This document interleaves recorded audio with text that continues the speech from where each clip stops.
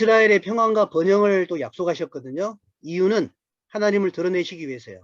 저는 제가 이스라엘을 위해서 매주 기도하고 매일 기도 제목을 보내면서 기도에 동참하게 합니다. 매일 기도 제목을 잘라서 보내서 하루에 한 5분이라도 기도를 할 수 있도록 기회를 드리거든요. 그러면서 제가 스스로에게 물었어요. 우리나라를 위해서 기도하는 것도 시간이 부족한데 뭔 이스라엘이냐 이렇게 말씀하신 분들이 많아요. 근데 저도 그래서 왜 내가 이스라엘을 위해 기도하지? 이런 고민을 많이 했었습니다. 스스로가 근거를 찾기 위해서 기도해야 된다는 건 알지만 그 근거가 뭐지라고 성경에서 찾으면서 여러 구절에서 그 근거를 찾을 수가 있었는데 에레미야 33장 9절에 보면은요. 이 성읍이 세계 열방 앞에서 나의 기쁜 이름이 될 것이며 찬송과 영광이 될 것이요 그들은 내가 이 백성에게 베푼 모든 복을 들을 것이요 내가 이 성읍에 베푼 모든 복과 모든 평안으로 말미암아 두려워 떨리리라. 네, 아멘. 하나님께서 세계 열방 앞에서 이스라엘을 복 주실 거라고 얘기하셨어요. 어떻게 보면 대단한 거죠. 그러나 물론 과거에 엄청난 저주의 언약도 이루어졌다는 거 기억하실 겁니다. 지난 시간에 배우셨죠. 그러나 마침내 하나님께서는 그들을 심으실 것이고 다시는 뽑히지 아니하리라. 아모스 9장 말씀대로 그렇게 하실 거예요. 그렇게 하시는 이유는 하나님을 드러내시기 위해서 하나님이 다스리고 통치하시고 있다는 걸 드러내시면서 이스라엘을 보고 하나님을 보며 주님의 재림 때가 가까웠다는 걸 알리기 위해서 하나님이 그렇게 하신다는 거거든요. 하나님이 열방을 통치하시고 이스라엘을 통치하고 계신다는 걸 알게 하기 위해서 이런 말씀들을 보시면서 우리가 이스라엘의 번영을 위해서 기도해야 됩니다. 단순하게 뭐 이스라엘 맹목적으로 추종하고 민족주의, 국수주의적인 측면에서 이스라엘을 축복하는 것이 아니고요. 하나님이 약속하신 것이 이루어짐으로 하나님의 하나님 되심을 위해서 도구된 이스라엘이 그렇게 될 수 있기를 기도하는 것 뿐입니다. 이사야 61장에 보면 무릇 날 여호와는 그들의 자손을 문나라 가운데 그들의 후손을 만민 가운데 알리리니 무릇 이를 보는 자가 그들은 여호와께 복받은 자손이라 인정하리라. 이게 이제 이루어질 거거든요. 그래서 이런 것들을 한번 좀 생각해 보시고요. 뿐만 아니라 하나님께서 이스라엘을 또 다스리고 계신다는 말은 이스라엘이 최근에 2004년 뭐 그다음에 그 뒤 시기에 이르기까지요. 엄청난 그 천연가스와 석유가 발굴이 됐습니다. 우리 이스라엘인이 모세에 대해 좀 불만이 좀 있다. 우리를 40년 동안이나 광야를 헤매게 했는데 사실 오른쪽으로 턴해가지고 사우디 쪽으로 가게 되면 석유가 엄청나서 부자가 될 텐데 이스라엘 땅으로 가나안 땅으로 들어와서 석유가 나지 않아가지고 참 그렇다 이렇게 분영을 했단 말이에요. 그런데 그 이스라엘이 때가 되니까 하나님께서 석유하고 천연가스가 펑펑 나오게 만들어 버렸습니다.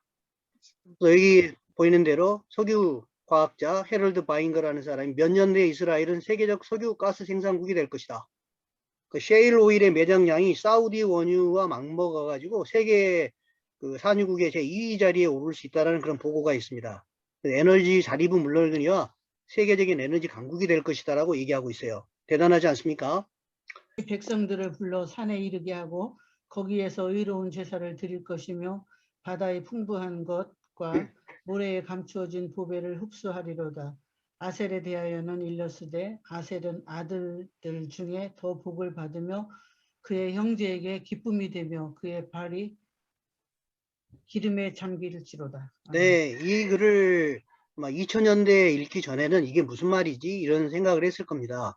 그러나 스불론, 여기 스불론 땅이 어디냐면요. 여기입니다.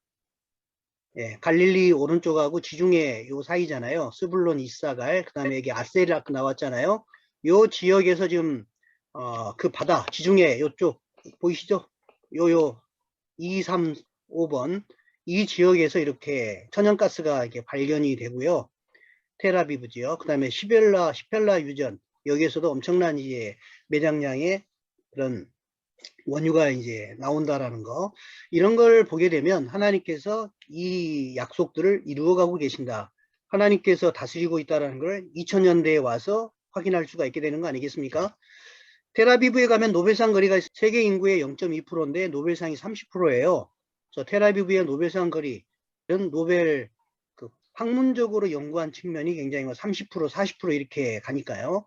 이렇게 하시는, 머리가 될지언정 꼬리가 되지 않게 하시는 그 하나님의 축복, 이런 것들이 말씀에서 이루어지고, 컴퓨터 분야, 뭐 마이크로, 구글, 오라클, 페이스북, 유튜브 아시죠? 소매 분야, 영화사, 콜롬비아, 뭐 언론에서 이런 다양한 티쿤 올람이라 그래서 유대인들의 사상이 있잖아요. 세계를 고친다, 티쿤 올람.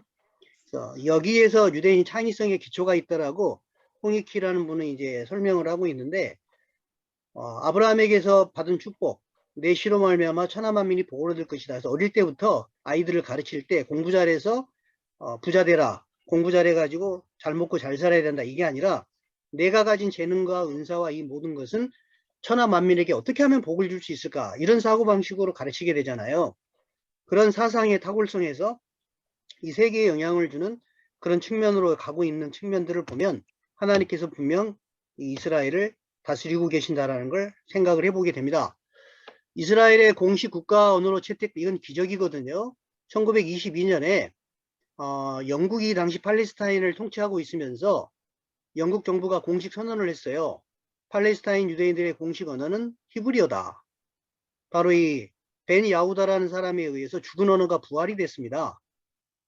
그래서 이분이 주장한 것은 조상의 땅을 회복하지 않으면 유대인이 될 수 없다. 그리고 조상의 언어를 회복하지 않으면, 우리가 일본에게 언어 뺏겨봐서 알잖아요. 살아있는 국가가 될 수 없다. 그 당시 유대어를 안 쓰고 히브리어를 안 쓰고 러시아에서 온 사람은 러시아어, 영국에서 온 사람은 영어, 프랑스어, 독일어, 이런 식으로 다 사용하고 있었거든요. 어떻게 국가 통합이 이루어질 것인가 하면서 집에서 히브리어, 학교에서 히브리어, 단어를 창안하자, 이런 모토를 가지고 히브리어만 사용을 했어요. 여기 벤 야후다가 이스라엘에 들어온 이후로요.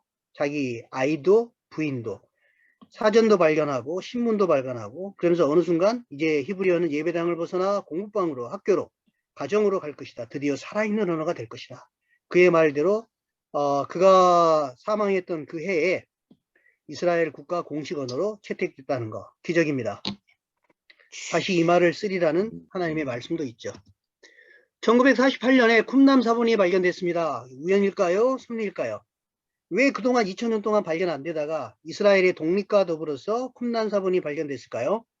쿰남 사본이 발견되면서 1세기 팔레스타인 유대교를 비롯한 예수님 시대의 상황들에 대한 연구가 활발하게 전개가 되면서요.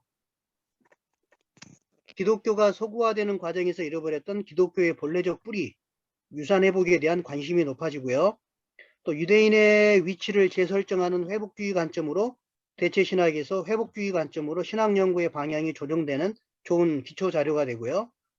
또 이스라엘을 수단으로 해서 원심력, 열방, 목표의 보편성, 여기에 대한 신학적 균형과 조화가 이제 부각이 되는 그런 측면의 것이 될 수 있도록 쿰난 서본의 발견으로 신학 연구 분위기가 변화되는 게 그냥 된 일이겠습니까? 하나님께서 위에서 다 통치하시고 다스리면서 때에 맞게 연결지어 주신 일이라고 생각을 합니다.